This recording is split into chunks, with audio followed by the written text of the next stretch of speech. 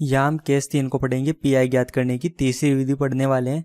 इससे पहले हमने पढ़ा था क्यू का मान यदि 0 हो, तो जब भी क्यू 0 होगा तो हम यहाँ पे पी आई इक्वल टू लेते हैं 0।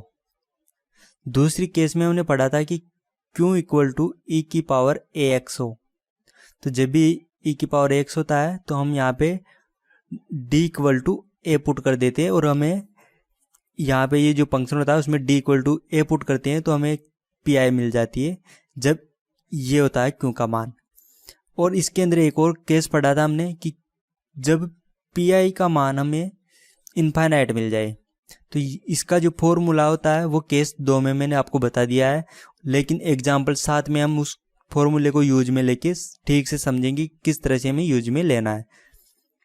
अब यहाँ पे देखो ये केस 3 है। केस 3 के अंदर हमारे पास क्यू का जो मान है वो कांस्टेंट रहेगा, नियत मान रहेगा यहाँ पे।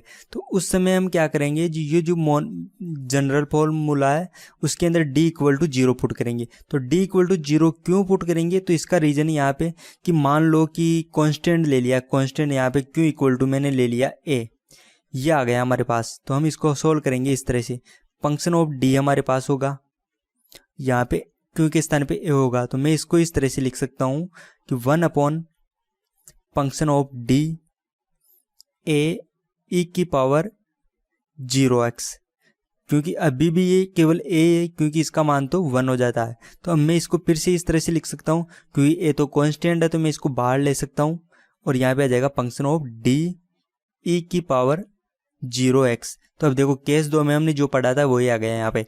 ए यहाँ पे क्या है, 0 है, तो यहाँ पे भी 0 है, यहाँ पे 0 है, तो मैं यहाँ पे डी इक्वल टू क्या लिखूंगा, यहाँ पे ए, तो डी इक्वल टू यहाँ पे क्या हो जाएगा 0, इसलिए यहाँ पे डी इक्वल टू हमने 0 लिखा है। इसके लिए जो एग्जाम्पल है वो एग्जाम्पल सोल्व करके देखते हैं हम, ताकि अच्छे से समझ में आए। तो यहाँ पे एग्जाम्पल नंबर 5 को सोल्व करते हैं। एग्जाम्पल नंबर 5 में आपको यहाँ पे देखो 0 दिख रहा है, लेकिन यहाँ पे 0 नहीं है, क्योंकि यहाँ पे 0 है, लेकिन जब हम इसको अलग करेंगे तो यहाँ से एक कांस्टेंट वैल्यू बाहर आ जाएगी। इस तरह से जब हम सोल्व करेंगे यहाँ पे, तो मैंने सबसे पहले इसको अंदर गुणा कर दिया, तो जी बाय अपॉन बी, जी बाय बी को हमने यहाँ पे गुणा किया, तो यहाँ पे देखो एक तो एक्स के साथ में गुणा होगा और यहाँ पे ए के साथ में गुणा हुआ, तो यहाँ पे माइनस में था तो ये पक्षांतरण होके इस तरफ आ गया। तो यहाँ पे देखो क्यू का मान यहाँ पे क्या है, कांस्टेंट है। यहाँ पे देखो क्यू का मान 0 नहीं है, यहाँ पे क्यू का मान क्या है, जी अपॉन बी इंटू ए, ये है हमारे पास क्यू का मान। अब इसको हम सोल्व करेंगे तो सबसे पहले हम ज्ञात करेंगे सी एफ। सी एफ ज्ञात करने के लिए हम इसको डी के पदों में लिखेंगे, तो डी के पदों में हम इस तरह से लिखेंगे, यहाँ पे डबल अवकलन है तो वहाँ पे हो जाएगा डी एक्स स्क्वायर, और यहाँ पे फिर लेंगे हम एक्स को कॉमन। एक्स को कॉमन ले लिया तो एक्स यहाँ पे है परतंत्र चर, यहाँ पे एक्स परतंत्र चर क्यों है, क्योंकि देखो ऊपर एक्स है तो एक्स तो हो जाएगा परतंत्र चर। अवकलन किसके सापेक्ष किया है, टी के सापेक्ष, तो टी हो जाएगा इसका स्वतंत्र चर।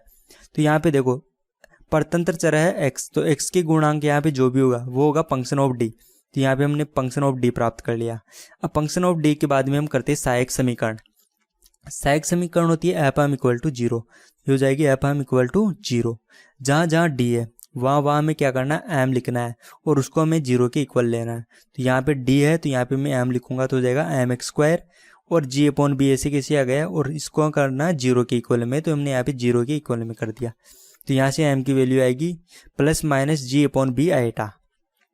अब एम के 2 मान आ गए, और यहाँ पे देखो एम की इक्वेशन में क्या है, पावर 2 है, पावर 2 है तो इसके 2 मान आने चाहिए थे, दोनों मान हमें मिल चुके हैं।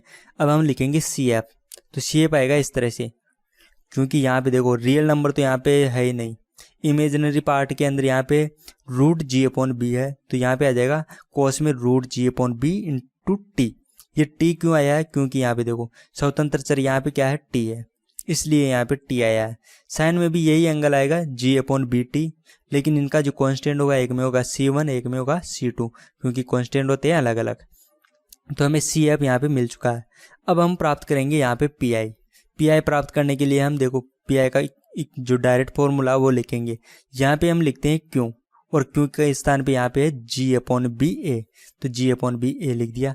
अब जब भी ये कांस्टेंट है, कांस्टेंट होता है तो हम क्या लिखते हैं, डी इक्वल टू 0, तो यहाँ पे डी इक्वल टू 0 लिखूंगा अब मैं, तो यहाँ पे डी इक्वल टू 0 लिखेंगे, तो यहाँ पे हो जाएगा 0, तो यहाँ पे 0 हो गया, तो मैं यहाँ पे एक बार करके बता देता हूँ आपको, 1 अपॉन जी अपॉन बी, और यहाँ पे हो जाएगा फिर से जी upon B into A.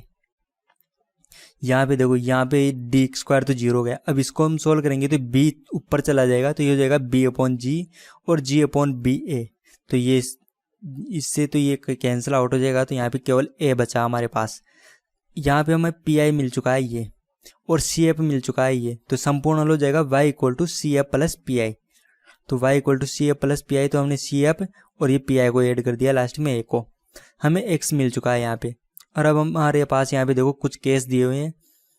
t equal to zero होगा तो x को हम क्या करेंगे, ए डैश लिखेंगे।